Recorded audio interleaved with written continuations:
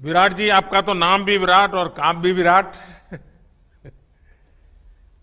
नमस्कार आप sir. Dubai में से आज समय निकाला और वहां तो ये खेल आपका बड़ा तनावपूर्ण रहता है।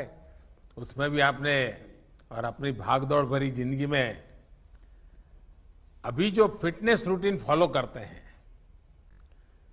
मैं जरूर चाहूंगा, देश भी जानना चाहेगा, क्योंकि नौजवान आपको आपकी हर गतिविधि को देखता है, ये आपको कैसे मदद करता है।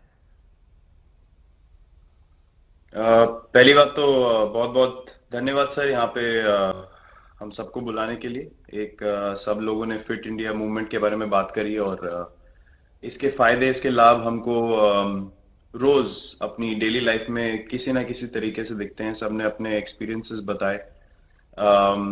मिलिंद जी ने भी बहुत अच्छी बातें रखी। बहुत इंस्पिरेशनल उनका भी काम रहा है, उनकी जर्नी रही है पिछले कुछ सालों में। मैंने भी बहुत ऑब्जर्व किया है। और मेरे खुद के एक्सपीरियंस में सर एक ट्रांजिशन एक्सपीरियंस करने को मिला मुझे कि जिस जिस पीढ़ी में हम खेलना शुरू हुए और जो उस समय खेल की हमारी डिमांड्स थी, वो बहुत तेजी से बदली एक समय के बाद। और मुझे ये एक्सपीरियंस हुआ कि जो एक हमारा सिस्टम बन चुका था, हमारा एक रूटीन बन चुका था, वो हमारे खेल के डिमांड्स के लिए सही नहीं था और उसे बदलना जरूरी था।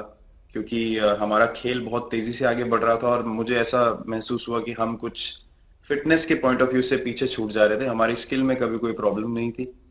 तो एक स्वामी जी ने भी बात रखी, आपने भी बात करी, मिलिंद जी ने भी पहले बताया।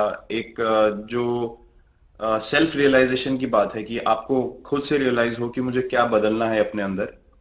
तो मुझे वो एक समय पे खुद भी एक्सपीरियंस हुआ कि नहीं, फिटनेस जो है वो प्रायोरिटी होनी चाहिए। और अगर मैं आपको ऑनेस्टली बताऊं तो पहले खेल को अच्छा करने के लिए फिटनेस मैंने शुरू करी, लेकिन आज अगर प्रैक्टिस मिस भी हो जाए तो मुझे इतना खराब नहीं लगता। लेकिन अगर फिटनेस सेशन मेरा मिस हो जाए या एक्टिविटी मिस हो जाए तो मुझे ज्यादा खराब लगता है।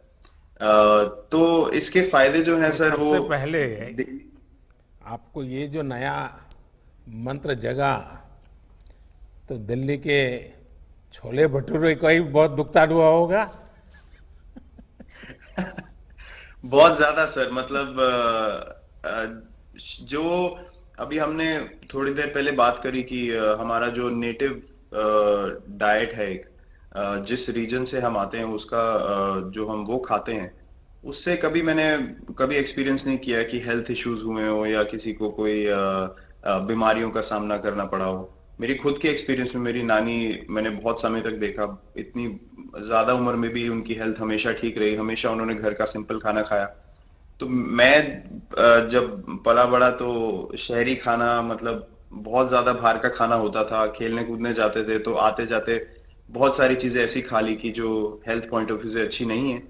तो डाइट का भी एक बहुत बड़ा कंट्रीब्यूशन था, जो डिसिप्लिन नहीं था। तो वो फिटनेस, फिजिकल फिटनेस और डाइट दोनों चेंज करना पड़ा सर। उसकी वजह से ही चेंजेस आने शुरू हुए। और मैं इस चीज से इसलिए रिलेट कर पाता हूँ क्योंकि जैसे हमारे खेल में चेंजेस आए, आज की लाइफ की भी डिमांड्स बहुत ज्यादा हो गई हैं, बहुत हेक्टिक हो गई है लाइफ। तो अगर हम अपनी फिटनेस को उस पेस के साथ नहीं रखेंगे, सिंक में नहीं रखेंगे, तो हम पीछे छूटते चले जाएंगे। तो अगर हम लोग अपनी फिटनेस को नहीं इंप्रूव करते तो हमारे खेल में भी आज हम बहुत पीछे छूटते चले जाते। क्योंकि आप सिर्फ अपनी स्किल पे डिपेंड नहीं कर सकते। आपका जो मेंटल स्ट्रेंथ है, वो आपका शरीर कितना तंदुरुस्त है और आपका दिमाग कितना तंदुरुस्त है, उस दोनों का एक कॉम्बिनेशन साथ में चलता है। तो अगर मेरा शरीर सपोर्ट नहीं कर रहा है जो मेरा दिमाग सोच रहा है, तो मैं जो करना चाहता हूं मैं नहीं कर पाऊंगा। तो मुझे आपके ये छोटे सामने छोटे कैलोरी चेंजेस। कम करने का भी तो चैलेंज रहता होगा और इतना बड़ा काम करने का भी चैलेंज रहता होगा। उसको कैसे हैंडल करते हैं। सर मैंने अभी जो अपने अनुभव में मैंने ये चीज एक्सपीरियंस करी है वो ये है कि खाने के बीच में समय देना बहुत जरूरी है। हम लोग बहुत बार खाते हैं और फिर बड़ी मील के बाद वो छोटा छोटा खाते चले जाते हैं पूरा दिन। तो वो जो हमारा सिस्टम है, उसको कहीं प्रोसेस करने का मौका ही नहीं मिलता खाने को, और रात तक हम खाते चले जाते हैं। तो मैं जब छोटा भी था तो 11:30 12 बजे डिनर हो रहा है, उसके बाद मीठा खा के एकदम सो गए। कुछ एक्टिविटी नहीं, कुछ उसके बाद वॉक नहीं। तो आई थिंक ये छोटी छोटी चीजें जो है जो बहुत मैटर करती हैं कि आप अपने अंदर के सिस्टम को भी कितना समय दे रहे हैं उस खाने को प्रोसेस करने के लिए जो आप खा रहे हैं। तो उसके लिए अवेयरनेस बहुत जरूरी है कि आप किस वजह से कर रहे हैं। आप अपने आप को ओवरऑल फिट रखने के लिए कर रहे हैं या फिर सिर्फ वेट लॉस के लिए कर रहे हैं, जैसे अभी रुजुता जी ने बोला। तो प्रायोरिटी बहुत जरूरी है अपने दिमाग में कि आपकी इंटेंशन ठीक होनी चाहिए, फिर अकॉर्डिंगली आपके रिजल्ट्स भी वैसे ही आएंगे बाहर। मैंने सुना है कि इन दिनों टीम के लिए एक योयो टेस्ट हो रहा है। क्या ये कैप्टन को भी ये योयो टेस्ट करवाना पड़ता है कि आपको छुट्टी होती है? और योयो टेस्ट होता क्या है? क्या क्या क्या करना पड़ता है? सर, टेस्ट ये बहुत जरूरी था फिटनेस पॉइंट ऑफ व्यू से। अगर आप ग्लोबल फिटनेस लेवल्स की बात करें तो बाकी टीमों से हमारा लेवल अभी भी कम है, और हम चाहते हैं कि वो लेवल हम ऊपर लेके जाएं। जो एक बेसिक रिक्वायरमेंट है आज की डेट में, हम लोग फोकस करते हैं कि जैसे T20 मैच हो गया या वनडे मैच हो गया, वो एक दिन में खत्म हो जाता है। लेकिन अगर हम टेस्ट मैच की बात करें जो 5 दिन आपको खेलना है, हर शाम को आपको वापस जाना है, अगले दिन फ्रेश आना है, तो उस पॉइंट ऑफ व्यू से ये फिटनेस जो स्टैंडर्ड था वो बहुत जरूरी था। और मैं सबसे पहले मैं ही जाके भागता हूँ, और ये कंडीशन है कि अगर मैं भी फेल हो जाऊंगा तो सिलेक्शन के लिए मैं भी अवेलेबल नहीं हूँ। तो आई थिंक ये सिस्टम और ये कल्चर सेट करना बहुत जरूरी होता है।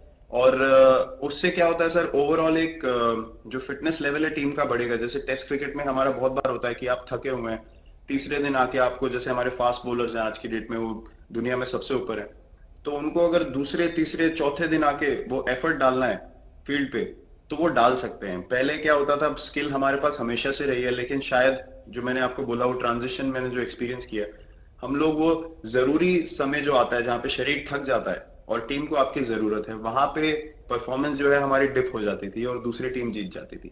आज की डेट में हमारी फिटनेस की वजह से हम वो जरूरी समय में उस चीज को कैपिटलाइज कर पा रहे हैं और हमारे रिजल्ट्स उसी तरीके से आ रहे हैं। तो एक एक sir benchmark I think elite sports में होना जरूरी है, उससे एक फिटनेस विराट कल्चर जी, बना। मैं देख रहा हूं कि आपका टाइम मैनेजमेंट तो है ही है, लेकिन फिर भी आपकी एक्टिविटी इतनी नजर आती है ना, मैं भी कभी कभी फॉलो करता हूं। कभी थकान नहीं लगती क्या आपको?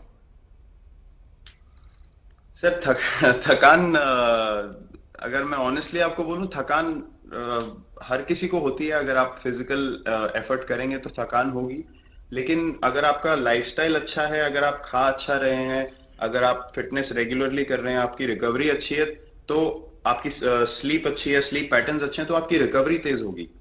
तो अगर मैं थक रहा हूं और 1 मिनट में मैं दोबारा रेडी हो जा रहा हूं, तो वो मेरा प्लस पॉइंट है। तो आई थिंक वो मैंने एक चीज एक्सपीरियंस करी जो बहुत जरूरी हो जाती है। आपका ओवरऑल लाइफस्टाइल कैसा है उसके ऊपर बहुत डिपेंड करता है। विराट जी, बहुत अच्छा लगा मुझे, और मैं आपको, अनुष्का जी को और आपके दोनों के परिवार को निकट भविष्य की शुभ घड़ी के लिए बहुत बहुत शुभकामनाएं देता हूं। धन्यवाद।